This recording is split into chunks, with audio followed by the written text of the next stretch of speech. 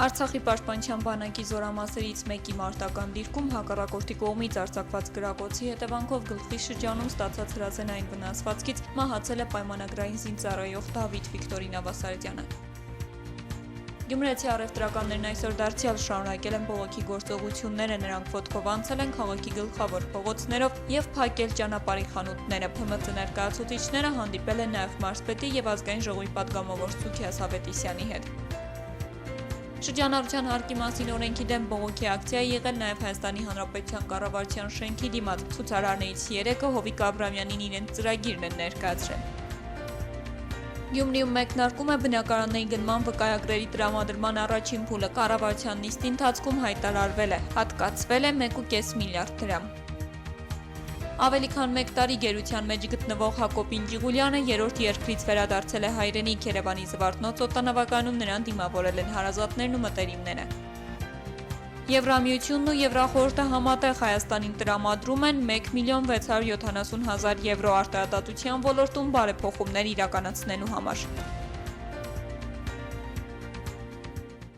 2014 թվականի հոկտեմբերի 1-ին ժամը 21:15-ի սահմաններում Արցախի պաշտպանության բանակի զորամասերից մեկի մարտական դիրքերում հակառակորդի կողմից արձակված գրակոծի հետևանքով գլխի շրջանում ստացած հրազենային վնասվածքից մահացել է պայմանագրային զինծառայող Դավիթ Վիկտորին Ավասարդյանը։ Ինչպես հաղորդում է Հայաստանի Հանրապետության քննչական կոմիտեի տեղեկատվության եւ հասարակայնության հետ կապերի բաժինը, փաստի առթիվ Հայաստանի Հանրապետության քննչական կոմիտեի զինվորական քննչական գլխավոր վարչությունում հարուցվել է քրեական գործ։ Այսօր Գյումրիում շարունակվեց փոքր ու միջին ձեռնարկատերերի բողոքի ցույցը։ Հիշեցնենք, որ առևտրով զբաղվող քաղաքացիները դժգոհում են շրջանառության հարկի մասին օրենքի փոփոխություններից, որոնք ըստ նրանց ավելի են դժվարացնում փոքր ու միջին գործարարությամբ զբաղվողների աշխատանքը։ Ցույցի մասնակիցներն այսօր երթով նախ շարժվեցին հանրապետական պատգամավոր Սուքիաս Ավետիսյանի գրասենյակ, որտեղից սակայն վերջիններից փոխանցեցին, որ Սուքիաս Ավետիսյանը տեղում չէ եւ ցուցարարներին կընդունի ավելի ուշ։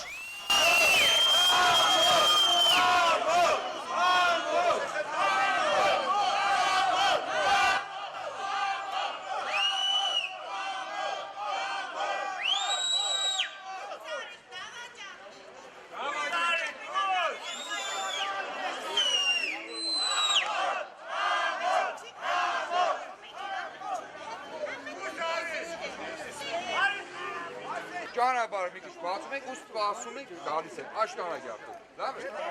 Աշտարակի ժամ։ Ինչ առաջարկը համարոտ ուղարկեմ պետք է։ Չէ։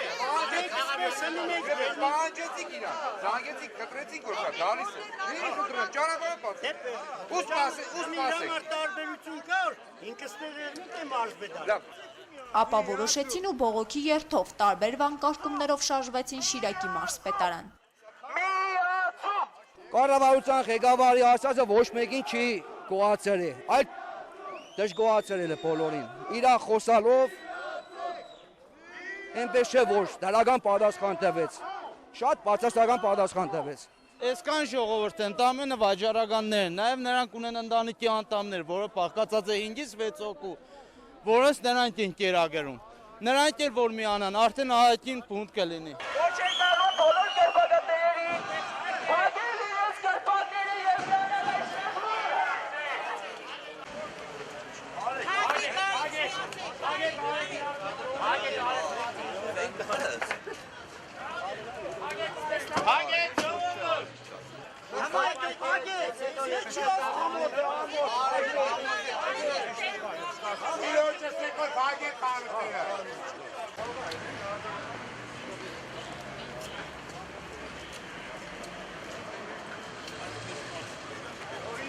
Մարզպետարանի շենքի դիմաց բողոքի ցույցի մասնակիցներին դիմավորեց մարզպետարանի աշխատակազմի ղեկավար Խաչատուր Պողոսյանը, ով առաջարկեց կազմել 30 հոգանոց խումբ եւ բարձրանալ մարզպետի աշխատասենյակ։ Այս առաջարկությանն ընդդիմացան փոքր ու միջին ձեռնարկատերերը։ Շարունակեցին պահանջել, որպեսզի Ֆելիքս Ցոլակյանն իջնի ներքև ու անձամբ լսի իրենց բողոք դժգոհությունները։ Ձևավորեք, ընտրեք ձեր միջից մարդիկ 10-15 հոգի ու եկեք առանձնանանք։ այդ կլինի կառուցողական խնդիրներ, իրար հետ քննարկենք, հասկանանք ձեր հարցին մարզպետը ոնց կարող է լուծում տալ։ Եկել ենք Իրան ենք դիմում, թող ինքը ներկայանա մեզ, մենք գալու տեսակետներ չունենք, ինքը թող գա մեզի ներկայանա, մենք է հարցերը ուղենք իրեն, ինչ հարցեր ունենք, տանք պատասխանը ստանանք, լիարժեք կամ ոչ լիարժեք։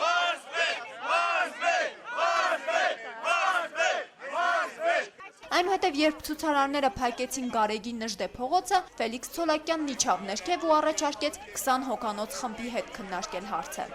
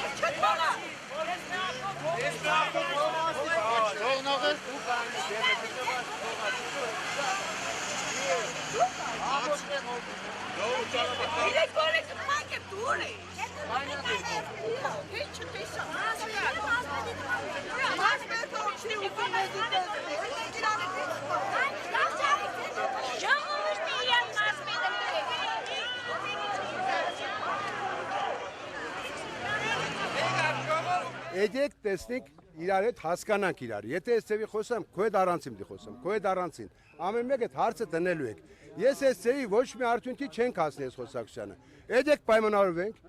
վերցրեք ձեր միջից։ Ուրեմն դժվար է 28-ի մարտ, ես շատ բան չեմ անում։ Եկեք նստենք իմ մոտ, խոսենք, ես ձեզ պատասխանեմ բոլոր հարցերին, ինչ հարց ունեք, այդ հարցերին ես պատասխանեմ։ Զրույցը շարունակվեց Ֆելիքս Ցոլակյանի աշխատասենյակում։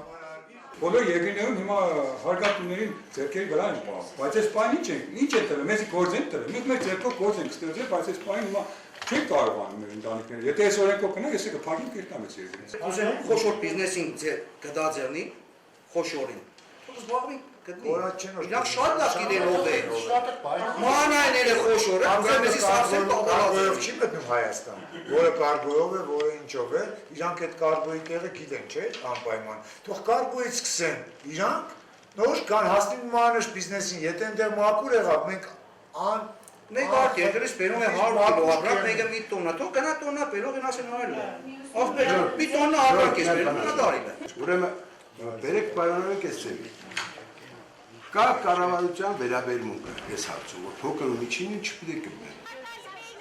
Իսկ հանդիպման ավարտին առևտրականները մեզ փոխանցեցին, որ Ֆելիքս Ցոլակյանն իրենց ընդամենը առաջարկել է դժգոհություններն ու պահանջները ձևակերպել գրավոր ու ներկայացնել մարզպետարան, որպեսզի ներկայացնեն կառավարությանը։ Ուստի ցույցի մասնակիցները երթով դարձյալ շարժվեցին ՀՀԿ գրասենյակ։ Հիմա խնդրում եմ, ով ինչ հարցադրում ունի, ձեր հարցադրումները օրենքը ընդունել եք, որտեղ այդ օրենքը պետք է առաջինը ձեզ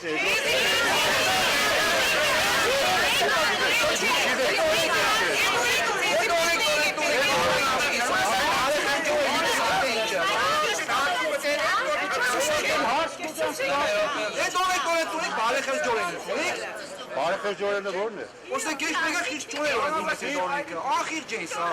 Հայ ես հարցի պատասխանեցի։ Հայ, սիտե։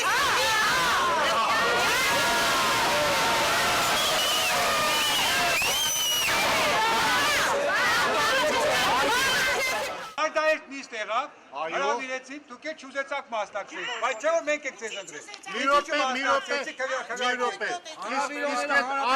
այդ արդայերտ նիստ հրավիրողները նախ հունիսի 20-ին ոնց եղավ որ օրենքին կողմնակի մի րոպե, եւ երկրորդ այդ արդայերտ նիստ հրավիրողները իրենք 59 հոգի են, ոնց որ իրենք չեկան մասնակցելու 37 եկան։ Այդ հարցը չի չեք տալիս։ Այս օրենքը դիկտատորական օրենք է, օրենքը ձեզի օգնելու օրենք է, այստեղ մի հատ խնդիր կա։ Արի,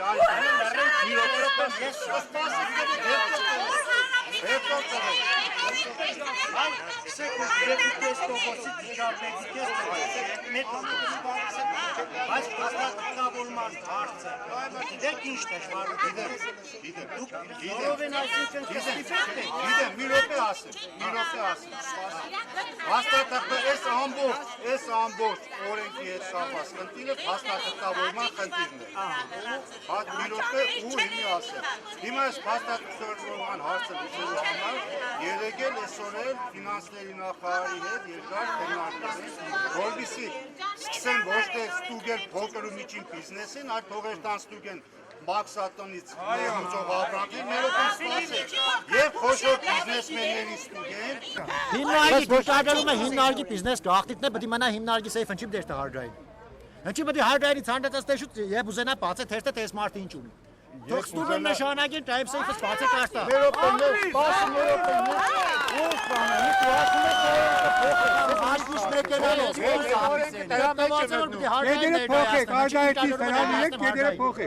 Ներկայիս ասում եմ մետոգոսի տակ պետք է աշխատենք, ճիշտ է։ Բայց հետագայում երբ որ արդեն այդ terroristական մոդեցումը կուկա, այսինքն կուկա օրապդի մի քանի անգամ ակտ գրվի, հետո արդեն 5%, 20% շատար արդեն շո, կուկա արդեն ոչ սիվիլ տարբեր։ Որ ամեջ օբյեկտներով կփակվի, տարիներով օբյեկտները մարդիկ կփակվին, հուսալքվին, թողնին կես տան։ Մարզպետը ասում է, որ մենք անզոր ենք, կա դրամար կառավարություն ազգային ժողով։ Իսկան ազգային ժողովի ներկայացուցիչից էս փաստ։ Ոչինչ, ոչ մի պատասխան տրական։ Օրենքը ընդունված է, ոչինչ չեն կարող անել։ Պահանջում ենք օրենքի փոփոխություն կամ սառեցում, չէ, ասում է չէ, օրենքը գործում է արդեն։ Ամսում եկող բոլորս պետք է կամ մենք կասվի ապարատները տանենք, հանձնենք հարկային տեսություն, կամ չգիտեմ ինչ ծեւ աշխատենք։ Կոնկրետ ես չգիտեմ, չեմ կողմնորոշում, չգիտեմ, այսօրվա վիճակով ես անօրենք ծևով եմ աշխատում։ Գյումրու փոքր ու միջին ձեռնարկատերերն այստեղից էլ դժգոհ հեռացան, հայտարարելով, որ իրենց առաջիկա քայլերն ավելի կոշտ կլինեն։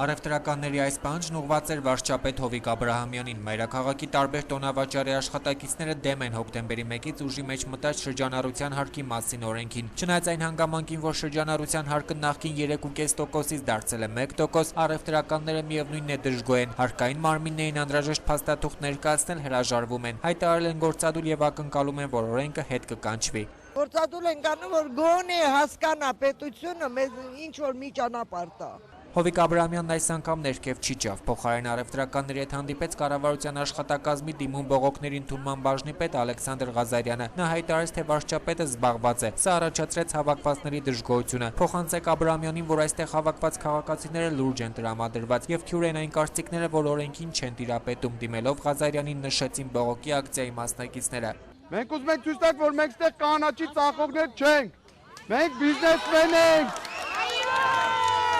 Ապա Հովիկ Աբրահամյանը որոշեց ընդունել դժգոհ քաղաքացիներից միայն 3 հոգու։ Առևտրականները նշեցին, որ առաջարկությունների նոր փաթեթ են կազմել, որը կներկայացնեն վարչապետին։ Հանդիպումը տևեց ընդամենը մի քանի րոպե։ Դուրս գալուց հետո նրանք նշեցին, որ Աբրահամյանը հորդորել է սպասել մի քանի օր, մինչև լուծումներ կգտնվեն։ Ոչ մենք հույս չունենք, մենք եթե մենք արդեն 10 օր չենք աշխատում, մենք նույն պահանջները ներկայացնում ենք։ Խի ընթացք չեն տվել մեր պահանջներին։ Հավաքվածներից մի քանիսը նշեցին, որ կառավարության ղեկավարի խոստումներին չեն հավատում, քանի որ նախադեպեր եղել են, հայտարարում են մեկ բան, գործնականում կիրառում հակառակը։ Առայժմ առևտրականները կշարունակեն իրենց գործադուլը, իսկ կառավարության մոտ դարձյալ կհավաքվեն հոկտեմբերի 7-ին։ Այդ օրը Աբրահամյանից հստակ պատասխան են պահանջելու։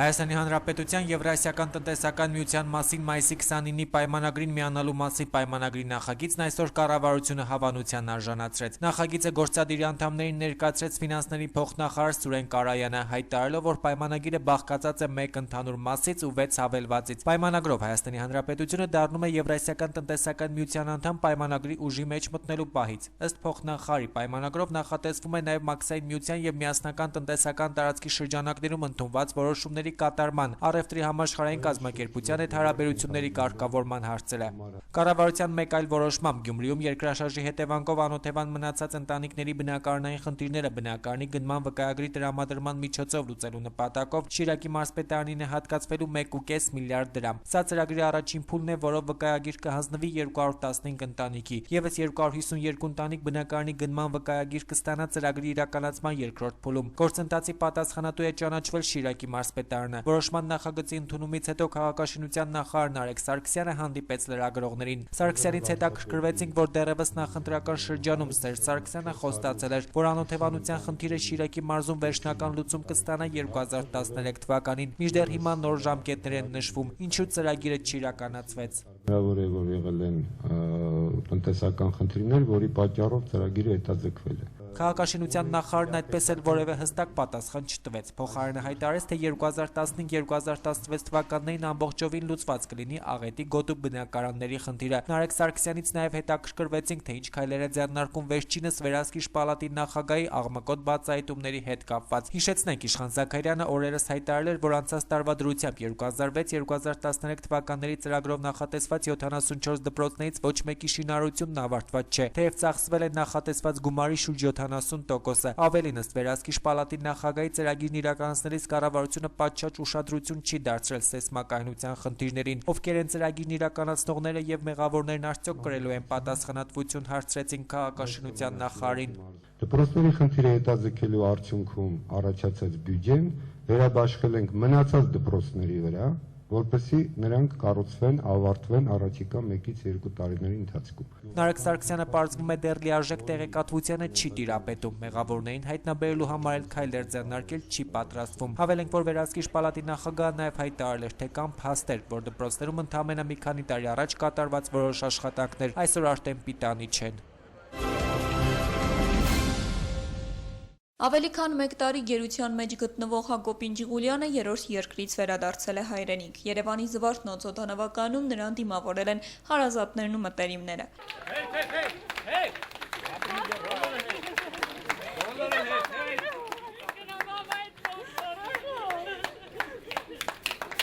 Հակոբ Ինջիղուլյանը պատասխանելով լրագրողների հարցերին հայտնել է, որ ինքնակամ է որոշել հայրենիք վերադառնալ։ Նա մտադիր է շարունակել կիսատ թողած ծառայությունը։ Հակոբը հաստատել է գերեվարվելու օրը անցած տարվա օգոստոսին ջրի է գնացել, մոլորվել եւ չկողնորոշվելով տեղանքում պատահաբար հատել է սահմանը։ Դա ինձ համար շատ մեծ ուրախություն է։ Եվ հրաշալի է, որ ես գտնվում եմ ինձ համար, որ ես գտնվում եմ Հայաստանում։ Հակոբը նաև հայտնել է, որ իրեն ծեծել են ու հայոյել, սպառնացել են, գնդակահարել։ Նա շնորհակալություն է հայտնել միջազգային կազմակերպություններին իրեն գերությունից ազատելու համար։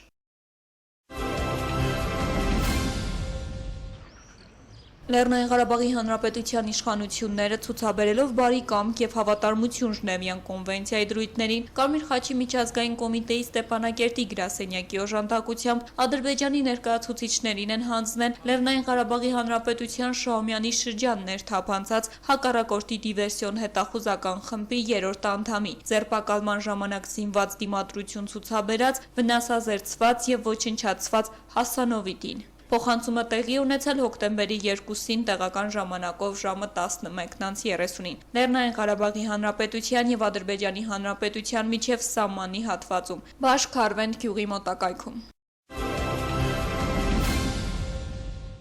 Այսօր մեկնարկեց Եվրոպական միության եւ Եվրոպայի խորհրդի կողմից բյուջետային օժանդակությամբ իրականացվող Հայաստանի արդարադատության համակարգի անկախության, պրոֆեսիոնալիզմի եւ հաշվետվողականության ամրապնդման ծրագիրը։ Նշենք, որ այս ծրագիրն իրականացնելու համար Եվրոպական միությունն ու Եվրոպայի խորհուրդը Հայաստանին տրամադրելու են 1.670.000 եվրո։ Հայաստանում ԵՄ պատվիրակության ղեկավար Տրայան Հրիսթեայի խոսքով ծրագիրը նպատակ ունի Հայաստանի իրավական եւ դատական բարեփոխումների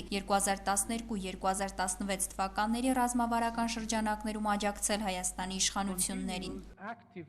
Եվրամիությունը շարունակում է ակտիվ համագործակցությունը Հայաստանի կառավարության հետ։ Շարունակվում են մի շարք ծրագրեր եւ սա մի նոր ծրագիր է, որի նպատակն է բյուջետային աջակցությունը։ Սա թվով երկրորդն է եւ այն գլխավոր դատախազության եւ արդարադատության ոլորտների բարեփոխումների համար է։ Մենք էլ հույս ենք հայտնում, որ այդ կողմերից եւս աջակցություններ կլինեն։ Ես ձեզ ուզում եմ հավաստիացնել, որ եւ արդարադատության նախարարությունը եւ Հայաստանի կառավարությունը շահագրգիռ են, որպեսզի այս բարեփոխումները, այս ոլորտի բարեփոխումները կայանան։